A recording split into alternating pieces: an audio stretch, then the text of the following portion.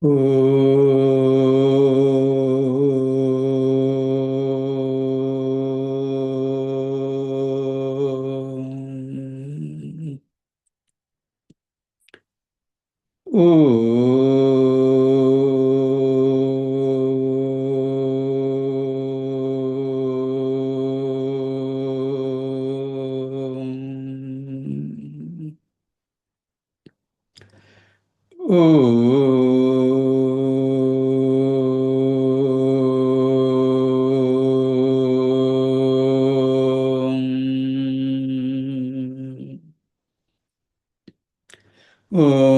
Shri Ganeshaya Namaha. Om Shri Saraswatyai Namaha. Om Shri Gurubhyo Namaha. Sadashivasamārambhām Shankaracharya-madhyamām Asmadacharya-paryantāम् Vande Guru-paraṁparām. Shruti-smriti-purāṇānaṁ Ālayam Karuణālayam Namāmi Bhagavatpāda Shankaram Lokashankaram. Shankaram Shankaracharyam Keshavam Badharayanam Sutrabhashya Kritav Vande Bhagavantav Punah Punah. Samasta Jana Kalyane Niratam Karunamayam Namami Chinmayam Devam Sadgurum Brahmavidvaram. Sadgurum.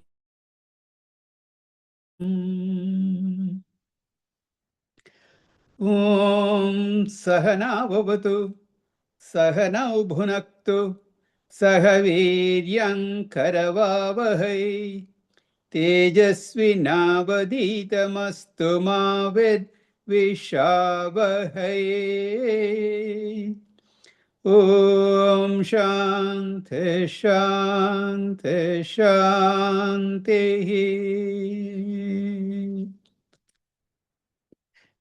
Sarva Vedanta Siddhanta Gocharam Tamagocharam Govindam Paramanandam Sadgurum Pranatosmyaham. Sadgurum Pranatosmyaham. Hari Om. We are in the discussion of Manomaya Viveka. And in this discussion, Shankaracharya points out that this mind, this Manomaya, is the cause of bondage, and it is also the cause for liberation. And therefore, what is required is not the destruction of the mind. We don't want to destroy the mind, but we want to convert that mind, which is ignorant. That ignorant mind has to be transformed into a wise. It's the mind that whips us into activity.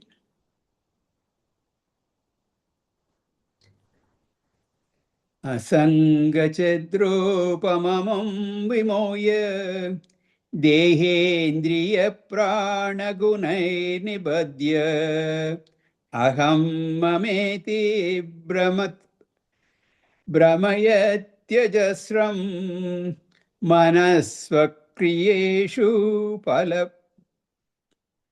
palobha bhuktishu.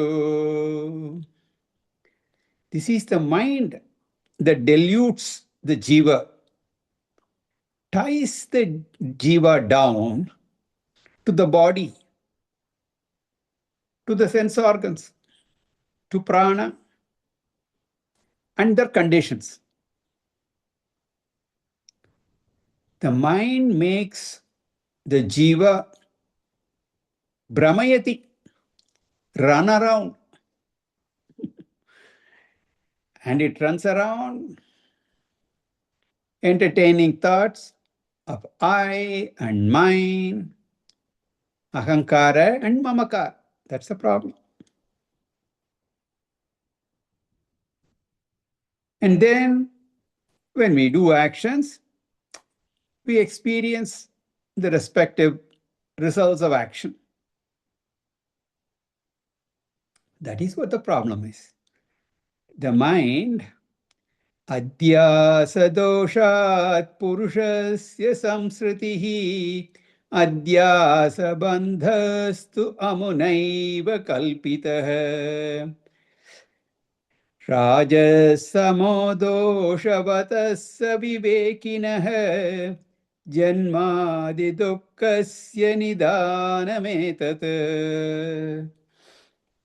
The mind identifying with the body, and that is the defect of superimposition by the ignorant mind. And that is the cause of all suffering. Therefore, what should we do? Ata prahurmano vidyam panditas tattvadarshinaha yenaiva brahmayate vishvam vayuneva brahmandalam. So, Panditaha, the wise declare, Ahuhu, what do they say? Alone, the whole world is Brahmayate. It wanders around in samsara, in suffering. And what is the remedy? So we have diagnosed the disease. It's ignorance. So what will be the medicine? Let us read verse 181. Tanmanashodhanam karyam prayatnena mumukshuna vishuddhe sati chaitasmin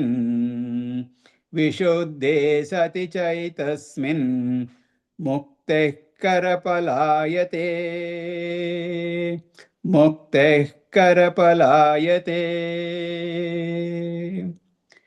Tanmanashodhanam karyam prayatnena mumukshuna vishuddhe sati chaitasmin mukteh karapalayate. So what is the remedy? What should be the remedy? Here alone we have to be careful, as I've repeatedly said. We have been saying the mind is the cause of all problems. Naturally, one may jump to the conclusion, remove the mind. Mind is the problem, get rid of it. When we have a problem in our car, it's not, something is not working properly. You go to the mechanic and says, such a part is defective. What does he do? Take it out, throw it away, put a new one. Especially in America. We don't tinker with those things. A little bit here, a little adjustment, it'll be fine. No, we don't do that. Something doesn't work, take it out, throw it, put a new one. Problem solved. And that's the same approach we go for the mind. The mind is a problem, throw away the mind. This is not only the common man, the layman. Great thinkers also have. There are philosophies like the Yoga Shastra. They commit this mistake. They say you go on eliminating thoughts. Thoughts are in the mind and they are bothering you. That's how you eliminate thoughts. Make that mind slimmer and slimmer and slimmer. When all thoughts are gone, and when the mind disappears, Atma will reveal itself. And that is mukta, that is liberation. These are all big mistakes. As I said, not only the layman, but also great philosophers. So we have to very clearly keep this in mind that problem is not solved by removing the mind. Mm-hmm. Unfortunately, the confusion is because in the Shastra itself, there are words, mano nasha. When you read the word mano nasha, nasha, destruction. So we jump to that conclusion. We take the very cursory, superficial meaning. In Mandukya Karika also, amani bhava. These words lead to misconceptions. Therefore, Bhashikara says, your job is not removing the mind. And it is not possible also. And it's not worth trying. If you remove the mind, you'll be like any other inert object, a stone. You don't want to go about living your life stoned. You don't want to do that. So what is to be done? What is to be done is the unhealthy mind has to be, more precisely, the unhealthy mind must be made healthy. That's all. Therefore, tat manasah shodhanam karyam. Purify that mind. That's all. Very simple. You don't have to get rid of the mind. You just have to purify. Teach the mind. Teach the mind. Enlighten the mind. Educate the mind. Train the mind. Mind is a monkey, and we train monkeys to do so many things. We can train the mind also. That's what we should do. Don't stop the mind. Don't destroy thoughts. Change the quality of thoughts. In Vedanta, the removal of thoughts, thought removal is not prescribed at all. Not required, not relevant, and should not be done. Because it is with the mind, you can transcend everything. So, Vedanta deals with telling us how to think, even during meditation. We are not prescribing removing thoughts. We say, mano buddhya hankara chittani naham, na shotra jehve, na chagrana netre, chidananda rupaha, shivoham, shivoham. So entertain these thoughts, these similar thoughts. I am not the body. I am not the mind. I am not memory or ego. I'm not any of the functions of the mind. I am not the hearer. I am not the taster, the toucher, seer, nothing.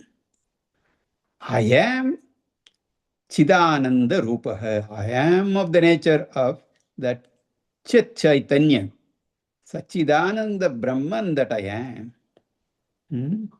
So you entertain that thought. Continue to abide in that thought. And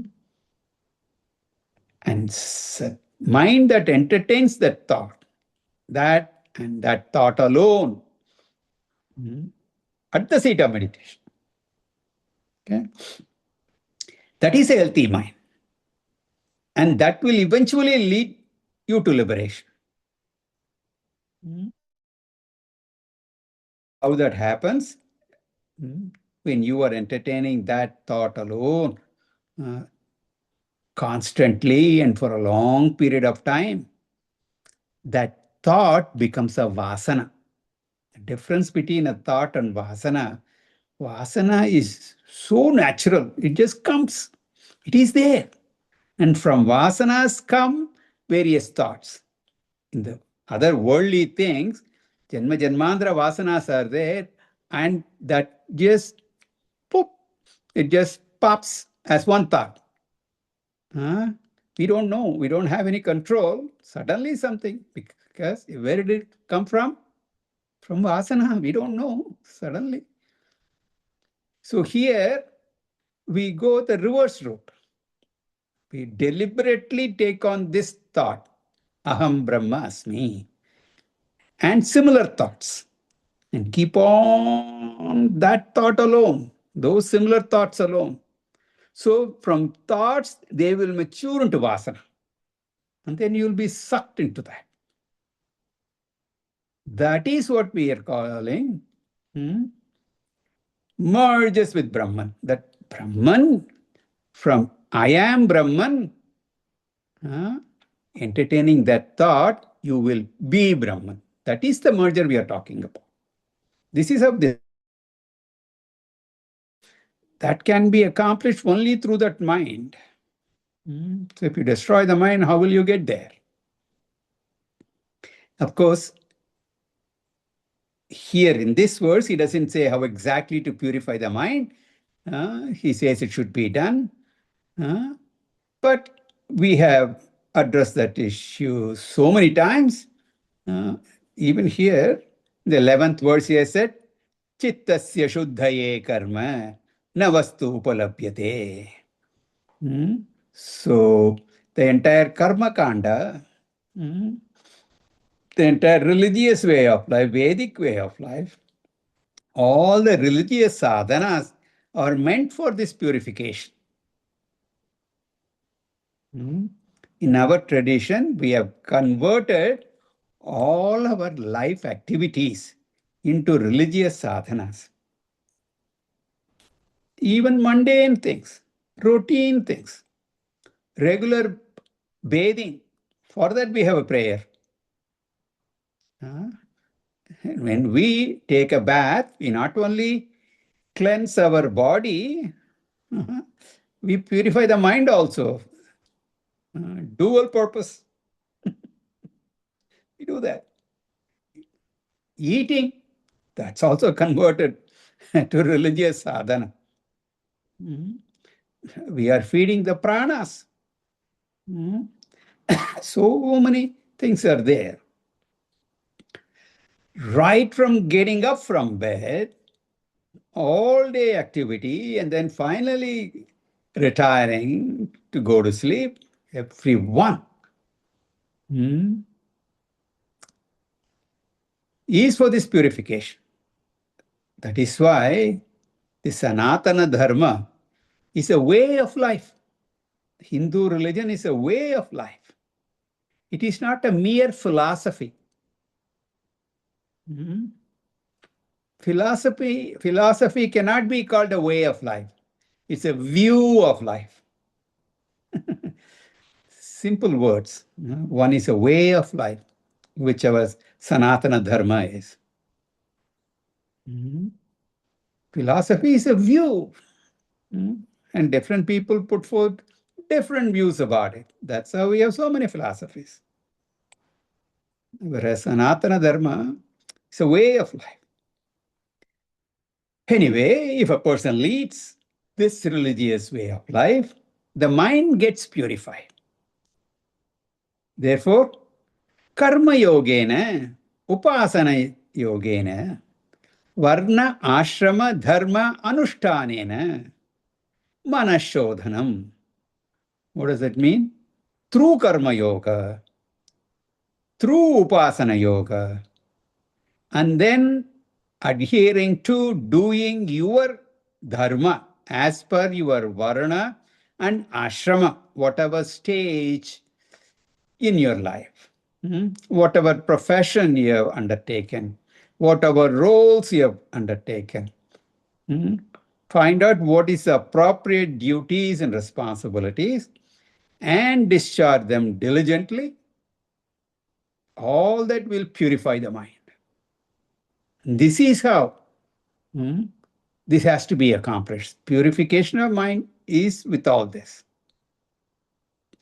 And this should be done mumukshuna, one who is desirous of liberation for moksha. Moksha ichcha mumukshuhu. That person should purify the mind through karma yoga, through upasana. And many options are there. Karma yoga, performing all your duties. That is why we also say varna ashrama dharma anushtanena. Do all your duties and do that as a worship of God. Ishvara arpana buddhi. When results come, accept them. Prasada buddhi. That is karma yoga. That is how you perform actions. That purifies the mind. Train the mind to focus through upasanas. Do all that. That will make the mind fit for knowledge. And that knowledge will give you liberation. So, it is not that easy, but the path is laid out very. So, Shankaracharya adds, prayatnena, you'll have to put forth a lot of effort. It requires extreme alertness. People think religious way of life is, I do a 10-minute puja or chant some prayer. Once a week on Sunday, I go to the temple. All that is good, not good enough. Every minute of your life, we have to live. Therefore, prayatnena, lot of effort. And it is worth the effort. It's certainly worth it because etasmin vishuddha saticha. Once the mind becomes pure, muktihi karapalayate. Liberation will be karapala. Karapala means what? Fruit on the palm of your hand. Is it difficult to see that? Right. In your hand. How much time will it take for you to enjoy that fruit? Nice mango you have cut, and that's in your hand. The enjoyment of that mango is what? Just seconds away. All right. So mukti is like that. Moksha is like that. Provided you've done all the earlier preparations. Continuing. Mokshaikasakya vishayeshu ragam. Mokshaikasakya vishayeshu ragam. Nirmulya sanyasya cha sarva karma.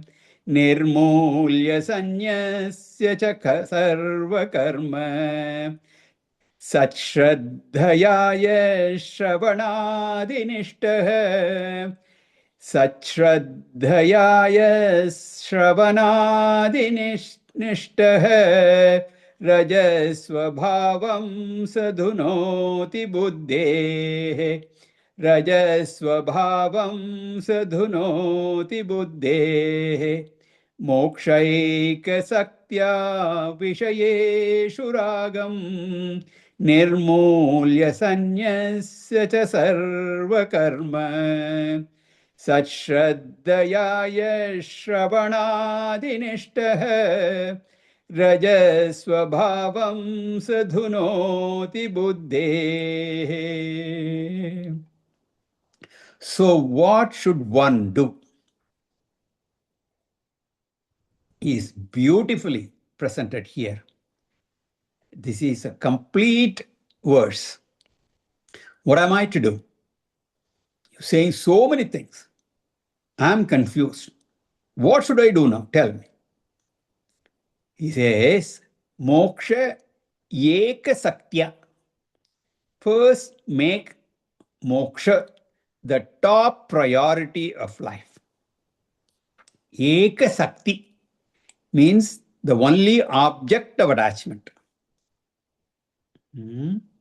May you change the object of attachment. That is why the human pursues 4 goals. Chaturvidha Purushartha are talked about, and that moksha is called Parama Purushartha, the ultimate, the supreme goal of life. So make that number 1 priority.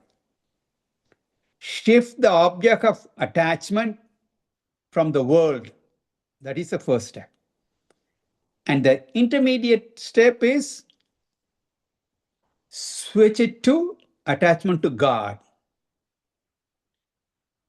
From world to Brahman. From Anatma to Atma. From Preyas to Shreyas. Goal of liberation should become the only object of attachment. You have to drop all attachment. But as a preparation, okay, God, Guru. Guru is none other than God. If I have to choose one thing in life, I choose moksha only. And not after a lot of coercion and all that. Under duress, you should not do. It should be in your mind. If asked, what do you want? What did Nachiketas say? How much Yamaraj tempted him also. I'll give you this, I'll give you that, and everything I'll give you. Nachiketa said, no, no, no. Keep all that with you. I want only Brahma Vidya. This is what is meant by having very clear priorities in life. This is what we call Tivra Mumukshutvam, an intense desire for liberation. Let moksha be your primary goal.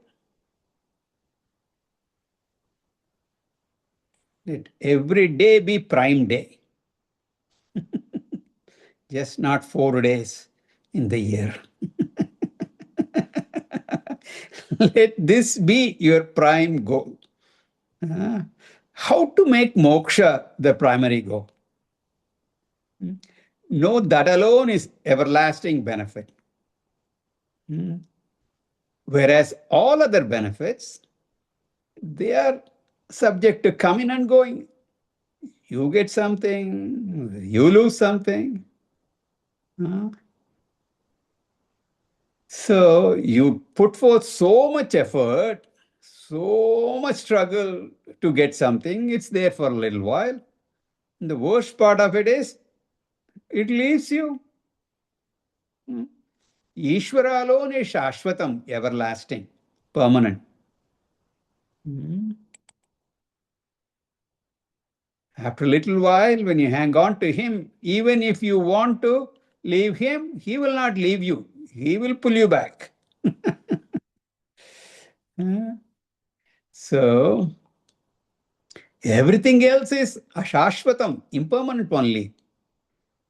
Janma mrityu jara vyadi dukkha dosha anudarshanam. Learn to see the defects in everything else. So, by proper thinking, develop this goal. And what is the next thing? Vishayeshu ragam nirmulya. Root out attachment to objects. Vishayeshu ragam. Attachment to Vishaya, objects, sense objects. Nirmulya. Root it out. Don't leave anything behind. Completely remove all attachments to objects. Even after keeping moksha as the goal, the mind will continue to cling on to the objects of the world. Even though intellectual conviction has come, the mind will cling to them. Because of vasanas. Viparita bhavana. We've been talking about that. Panchadashi, we've been talking about that. Viparita bhavana. Solution is nididhyasana. That's what we said in earlier today also, that entertaining that one thought, aham brahmasmi thought, and similar thoughts, that nididhyasana. So that is the remedy. Bhagavan Sri Krishna also said in the Gita, rasavadyam rasobhyasya. The vasana is called rasa. That rasa is there. You have insulated yourself from the objects, but that rasa, the taste of that experience you had, that still lingers. So intellectually you may be detached, but emotionally you may still be attached. Very difficult to get rid of that attachment. Therefore, Vishayeshu ragam nirmulya, totally uproot the attachment to everything. Objects, people, when I say objects, it's just not possessions. People, relationships, situations. What about my concern about, my worries about my family? Shastra says, do your duty to the family. Don't abandon that. Your duty to the society as a member of a society, you have certain responsibilities. You have to discharge all that. But we think doing your duty means worrying about them.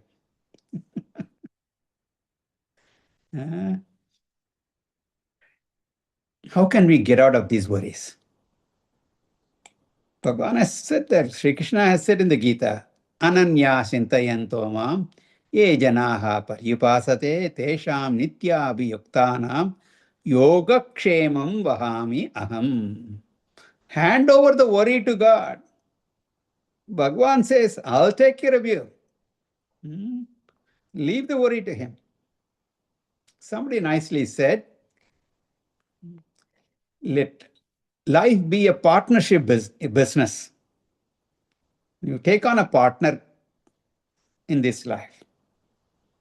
Who is that partner? I am the one, and Ishvara is the other. Okay? We are two partners, and quite often in business, in partnership, they have areas of responsibilities. They divide up the business functions, and you take care of this, I take care of this, like that. Because each one has a certain expertise. So here, how do you divide? What are the duties? My job is to work. All right? Ishvara's job is to worry. Leave the worry to him. You just do the work. That's all simple. Leave the worry part to Bhagwan. Because he's capable of taking care of everything anyway. If you leave it to him, anayasa, he doesn't worry about things but gets the job done. So you have that trust in him. Now also, we keep Ishvara as partner only. But there is a role reversal. We keep worrying and expect Ishvara to do everything, do the work. That has to be switched. Okay, that's all. This is called Vairagya Prapti. Develop Mumukshutvam, develop Vairagyam, and all this have to be done through proper Viveka. And what do?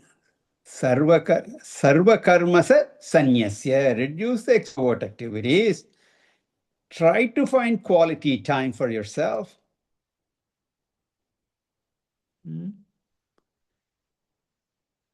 If you can, renounce. Become a sannyasi if you can. Shankaracharya is a strong advocate for sannyasa. Okay? So you don't have to take physically, formal sannyasa you don't have to take, but mentally you can. You don't have to put on new set of clothes and all that. But sarva karmani sannyasya, all the extrovert pursuits. The kartrutva bhoktritva bhava, give it up. So mentally you can. We've been talking about even in the Bhagavad Gita, the 4th chapter, the 5th chapter also we'll be talking about. This is what? Mentally be a sannyasi. Then Shravanadi Nishtaha. Be committed to Shravana. Adi means etc. includes Manana Nididhyasana. We already said these are the 3 things in the Jnana Marga. These 3 are involved. And don't do it casually. Be committed to this.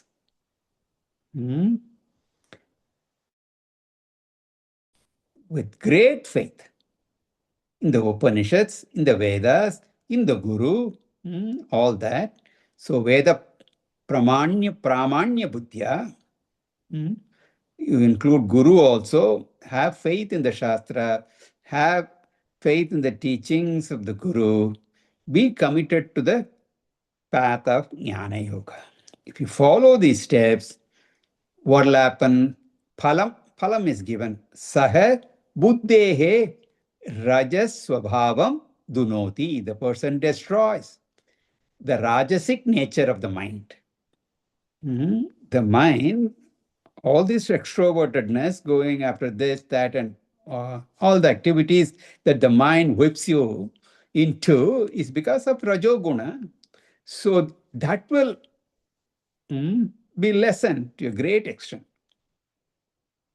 The tamasic nature, we have tamas also. Tamas is ignorance, and rajas is the error brought about, vikshepa shakti. So we have both. We don't know, and then we mistake. That I am Brahman, that is not known. That is ignorance. And when you don't know that, then you take yourself to be the jiva. That is the error. So these 2 are there. But if you follow these steps, those things will be removed. Dunoti, it'll wipe out. Continuing. Manomayo napi bhavet paratma. Manomayo napi bhavet paratma. Hyadyantavattvat parinami bhavat.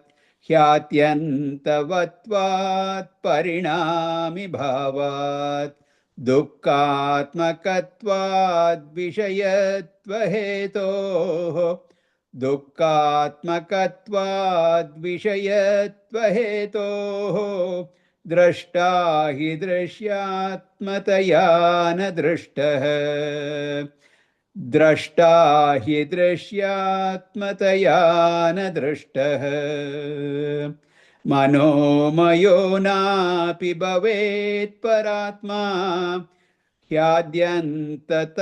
ह्यात्यन्तवत्वात् परिणामि भावात् दुःखात्मकत्वात् विषयत्वहेतोः द्रष्टा हि दृश्यत्मतया न द्रष्टः. This is the last shloka dealing with this Manomaya Kosha. And Shankaracharya concludes the topic of the third kosha. Remember, we are in the grand Panchakosha Viveka topic that started in verse 149. 149 to 183, we have come up to Manomaya Kosha. Very elaborately, he has talked about Manomaya Kosha, talks about the role, that the role of the mind, which is the cause of bondage if impure. It itself is the cause of liberation if pure.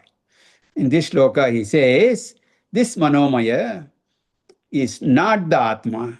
That means the mind is not myself. I am not the mind.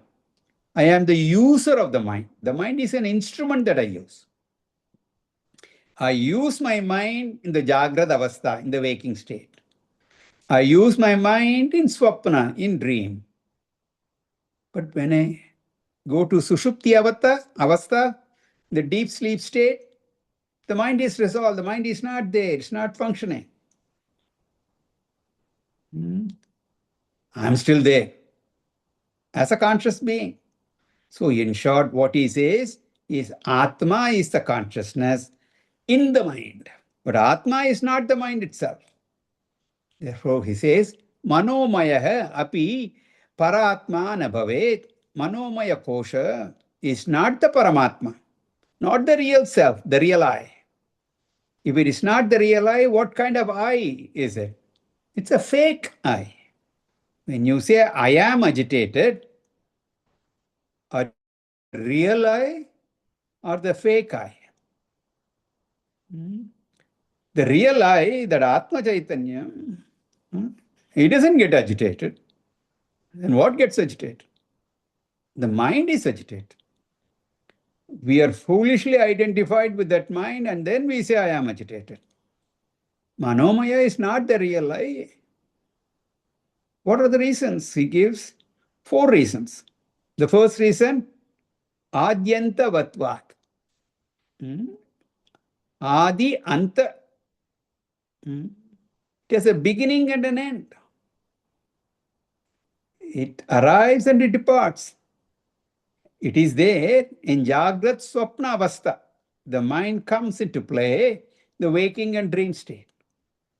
And then it departs. It's not there in the deep sleep. But I am there before the arrival of the mind. I am there during waking, dream. When I wind up everything for the day, go to sleep, I am still there. In Sushupti, deep sleep, when the mind is not functioning, I am aware of the resolved condition of the mind. Therefore, I have to be different from the mind. That's the first reason. The second reason is Parinami Bhavat. When the mind is present, it changes. Constantly, the mind changes. It doesn't stay put. And I am aware of the various conditions of the mind. The one who knows the changes should be different from what is changing.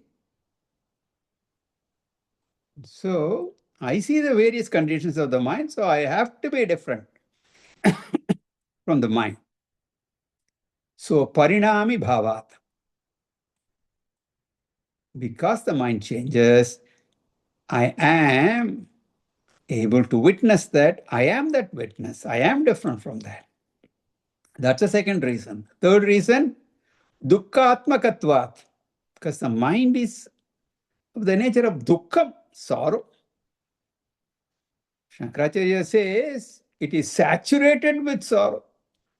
When sorrow is there, mind is there. When happiness is there, there also some sorrow is lurking. Huh? Everything is so good, hunky dory.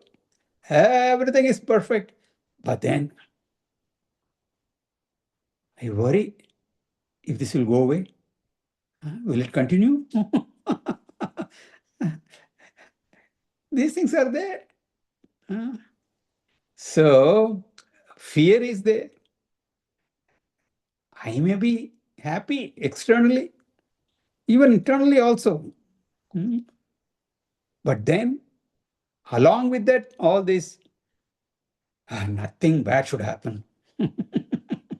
So, mana hai dukkha rupam, whereas Shastra says Atma is ananda rupa.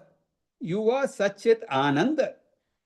You are of the nature of happiness. How can there be any dukkha when you are the embodiment of happiness, sukha? So if sorrow is my nature, I will not struggle to get out of it. But we want to get rid of dukkha. So that is not my nature. The fourth reason is Vishayatva hetoho, being the object of experience. The mind is clearly an object of my experience. I'm aware of the previous conditions of the mind, present condition of the mind. Not only am I aware of the mind, I only am aware of my mind.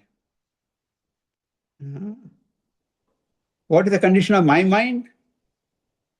Do any one of you know? Do I know what's in your mind? So only I am privy to what is in my mind. Only you are privy to what is in your mind. I am aware of my mind. So apply that logic. Whatever is experience is different from the experiencer. Is drashta na drashtah. The experiencer is never the experienced. Why? Because drishyatmataya, since the mind is experience and I, the consciousness, am ever the experiencer. I am the observer. I am not the observer. Atma is the experiencer. Therefore, I cannot be that mind. All this we've studied elaborately. So, there's no need to belabor this point. The most important thing is, after the elaborate study of Manomaya, we have to spend time in disidentifying from it. However much you purify the mind, there will be some traces of the problem. It's like making our body healthy. However much you make the body healthy, there will be some problems. The ultimate solution is not making the body 100% healthy. Ultimate solution is understanding that I'm not the body. This body is subject to health, ill health, etc. We can keep the body reasonably healthy. Jnani is not going to get a perfectly healthy body. Jnani accepts the passing of ill health also. Similarly, we should remember, whatever we do, mind is never going to be perfect, including Jnani's mind. Just as the Jnani's mind, Jnani's body, his mind is also subject to some disturbance. What is the difference? Jnani's moksha is not because of his mind is perfectly healthy. His moksha is because of discovery that I'm not the mind, which is subject to all that. Only glory is for Jnani because of tremendous sadhana. Any disturbance in the mind is limited and he may not react to it. Anger can rise, and as it rises, it goes away. He knows how to handle it. Therefore, when I understand I am not the mind, then everything I will be comfortable. Swasti will be there. You will be in your real nature.